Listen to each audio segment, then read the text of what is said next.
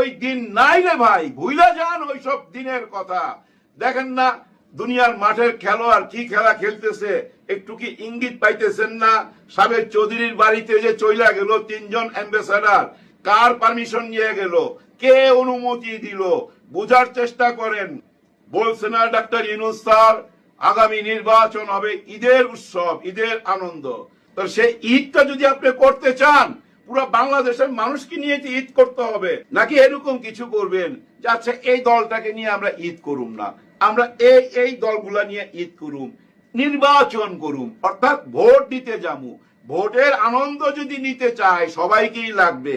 ওই দিকেই মনে হয় দেশটা যাচ্ছে, আর যাওয়াও উচিত।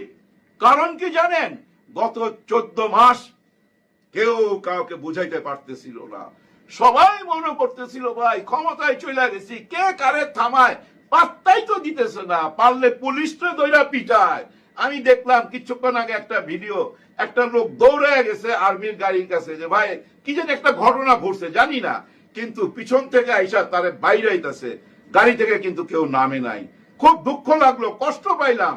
তার মানে কি জানেন, কিছু একটা তো হইতে যাচ্ছে।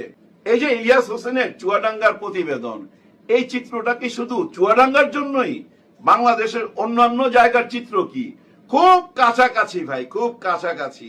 বিবিসি এবং তারেক রহমান সাহেবের এই 70-80 মিনিটের বক্তব্য বা সাক্ষাৎকার যতটা সুন্দর, পুরা দেশের অবস্থা ততটা সুন্দর না।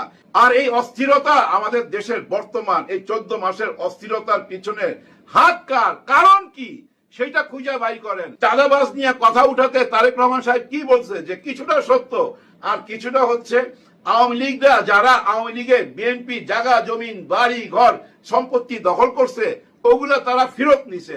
ভাই ফেরত নিতে গিয়া যে তাণ্ডব চালাইছে ওইটা কি বৈধ? ওইটা কি আইনগত? ওনারা কেন আইনের আশ্রয় নিল না, নিজেরা যায় কেন বিচার তুইলা নিল, মব জাস্টিস করলো? এই মব জাস্টিসের পিছনে কাদের হাত, এই অস্থিরতার পিছনে কাদের হাত, এটা আপনারা বুঝা নিয়েন। এইটা কি থেমে যাবে? না না না, থামবে না, চলতে থাকবে, আরো অস্থিরতা বাড়তে থাকবে। নির্বাচন যত কাছে আসবে অস্থিরতা আরো চরমে যাবে। কারণ কি জানেন, ওনাদের আসলে কোনো লিডার নাই, লিডার চোখের আড়ালে তো ভাই। দেখেন এই যে ইয়াং জেনারেশন, যারা 18 থেকে 25 বছরের মধ্যে, এরকম ভোটার তো আছে 2 কোটি।